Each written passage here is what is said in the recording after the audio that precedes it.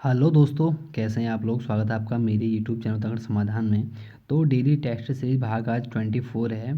तो आज हमारे जो 23 भाग कल कंप्लीट हो चुके थे, आज हमारा 24वां भाग है। तो दोस्तों बात ऐसी है, पहली बात तो जो कल के कुछ प्रश्न थे उन पर करेक्शन करते हैं। पहला प्रश्न ये था कि उत्तराखंड की नेपाल से कुल कितनी किलोमीटर लंबाई लगती है।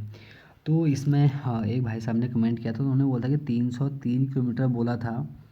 मैं इस चीज़ को मानता हूँ, लेकिन जो हमारी परीक्षा वाणी है और जो अन्य बुकें हैं तो सब में तो हमारा 275 दे रखा है। और 303 की जो बात है तो उन्होंने बोला है कि पिथौरागढ़ और चंपावत की टोटल 275 है। और बाकी हमारे उधम सिंह नगर भी एक हमारा ज़िला है तो उससे भी बॉर्डर लगता है। तो ये कितना सच है, कितना सही है, कितना गलत है, तो एक बार जरूर आप लोग कमेंट करें कि उत्तराखंड की नेपाल से कुल कितनी सीमा लगती है। दोस्तों दूसरा प्रश्न ये था, हमारा 20वां प्रश्न था। देखिए हुआ ये ना कि पहले बोलता हूँ, राज्य में किस त्योहार को जन्यू पुन्यू के नाम से जाना जाता है। मैंने टिक तो वहाँ पर रक्षाबंधन किया था लेकिन मेरे से जल्दीबाजी में दीपावली बोला गया। हुआ ये क्योंकि मैं देखो 50 कल क्वेश्चन थे, तो मैं नहीं चाहता ना कि किसी का भी समय बर्बाद हो। मतलब मैं सोचता हूँ कि यार 15, अगर 50 मिनट की 50 50 क्वेश्चन है तो मैं 15 मिनट में कंप्लीट हो जाए, क्योंकि समय बहुत ही महत्वपूर्ण है। समय में किसी का बर्बाद करना नहीं चाहता हूँ। बाकी भाई साहब ने वहाँ पर कमेंट किया था, अच्छा लगा उन्होंने कमेंट किया मेरे को। बाकी दोस्तों उसमें जो कमेंट किया था एक बार आप लोग पढ़ें कैसा कमेंट किया था, मुझे कोई दिक्कत नहीं है उससे। तो आपसे एक चीज़ कहना चाहूँगा दोस्तों, मुर्दाबाद के भी नारे उसी के लगते हैं जो जिंदा होता है। तो चलो थी, वो तो प्रश्नों की बात तो ऊपर नीचे हो जाता है कभी ना। लेकिन आप लोग सही कर लें कि जन्यू पुन्यू रक्षाबंधन को बोलते हैं करके। तो जो हमारे आज के प्रश्न हैं इन पर बात करते हैं। पहला जो प्रश्न हमारा कि उत्तराखंड में वस्तु व सेवा कर बोले तो जीएसटी की बात हो रही है। जीएसटी लागू करने वाला वह कौन सा राज्य था, क्योंकि ये एग्जाम में पूछा भी गया, तो मैंने कहा क्यों नहीं आपको एक बार फिर से जीएसटी की याद दिला दी जाए। ठीक। तो जो जीएसटी जो हुआ था हमारे यहाँ पर, तो वो था हमारा 5वां राज्य। और हमारा एक था कि शौच मुक्त होने वाला, तो उसमें था हमारा उत्तराखंड 4था राज्य। तो एक बार आप लोग कमेंट करें कि भारत में सर्वप्रथम जीएसटी लागू किस राज्य ने की थी, और अंतिम राज्य कौन था हमारा जीएसटी लागू करने वाला। दूसरा प्रश्न है कि राज्य में पवन ऊर्जा आधारित 2.4 मतलब 2.40 मेगावाट की प्रथम विद्युत परियोजना कहाँ पर प्रस्तावित है। बात हो रही है कि पवन ऊर्जा की, तो इसका जो सही आंसर हमारा वो है सी, टिहरी। तीसरा प्रश्न है कि राज्य योजना आयोग का गठन कब किया गया है। तो इसका जो सही आंसर हमारा वो है डी, 21 मार्च 2001 को। चौथा क्वेश्चन है कि सिडकुल का मुख्यालय कहाँ स्थित है। तो इसका जो सही आंसर हमारा वो है 4 का डी, देहरादून। पांचवा क्वेश्चन है कि पटवारी, घराट एवं चाय किसकी प्रसिद्ध पुस्तक है। तो इसका जो सही आंसर हमारा वो है, किसकी पुस्तक है ये प्रसिद्ध, आर एस टोलिया जी की। इसका भी आंसर हमारा सही है। छठा क्वेश्चन है कि मौन पालन, मैं बात कर रहा हूँ मधुमक्खी पालन की, तो मौन पालन के लिए राज्य के किस ताल का आसपास का क्षेत्र बहुत ज़्यादा प्रसिद्ध है। तो इसका जो सही आंसर हमारा वो है सी, श्यामला ताल की। एक श्यामला ताल हमारा कहाँ पे है ये कमेंट कर दें आप लोग। और दूसरा ये करें कि यहाँ पर कौन सा मेला लगता है और यहाँ पर किसका आश्रम स्थित है। सातवां क्वेश्चन है कि देखिए मैं ना, जिसको देखो स्वेच्छा है तो कमेंट करें, जिसको नहीं है तो कोई दिक्कत नहीं है, क्योंकि मुझे तो पता है कि इसका आंसर इसमें क्या है। और आपको ही जिसको पता होगा तो वो तो खैर नहीं करेगा, लेकिन उससे फ़र्क नहीं पड़ता कि आप करो ना करो, लेकिन उससे ये होता है कि आपका रिवीजन हो जाएगा। बस इतना ही होता है दोस्तों, रिवीजन के लिए मैं बोला कि कमेंट करो, वरना किसी को ज़बरदस्ती नहीं है। हाँ, ये भी दोबारा बोल दूँ आपको। तो हमारा जो सातवां प्रश्न है, हवालबाग का नौला किस चंद्रवंशी शासक ने बनाया था। तो इसका जो सही आंसर हमारा वो है सी, ज्ञानचंद द्वितीय ने। आठवां प्रश्न है कि चंद्रवंश के समय नेपाल की ग्रीष्मकालीन राजधानी कहाँ स्थित थी। तो इसका जो सही आंसर हमारा वो थी इसकी ग्रीष्मकालीन राजधानी सी, अजमेरगढ़ में।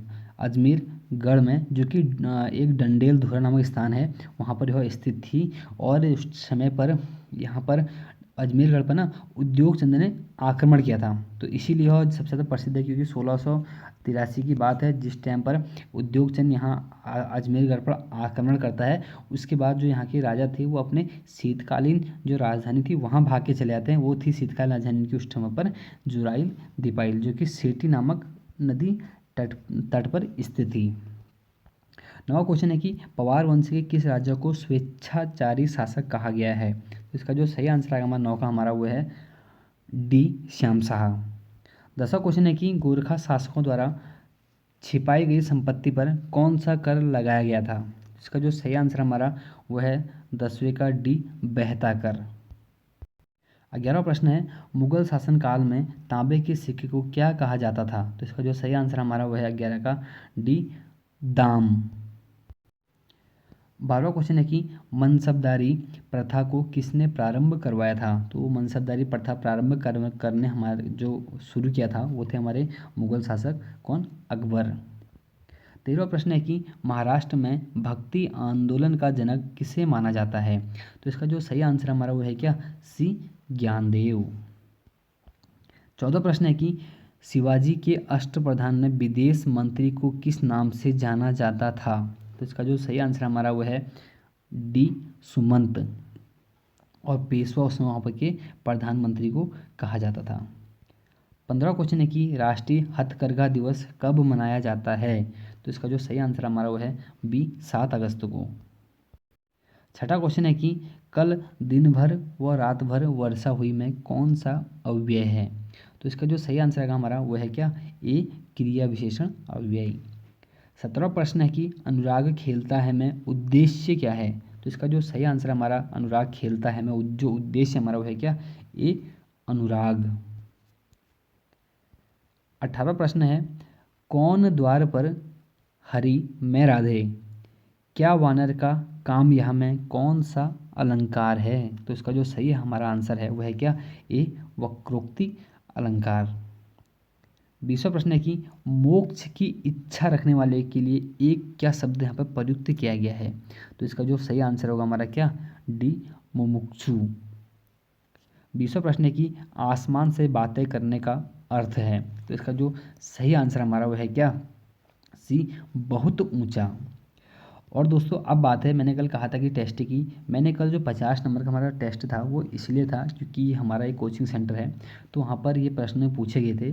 तो मैं देखना चाहता था किसके कितने नंबर, तो हाईएस्ट कोई किरण नाम की लड़की थी तो उनके नंबर आए थे तो बहुत काफ़ी अच्छी बात है।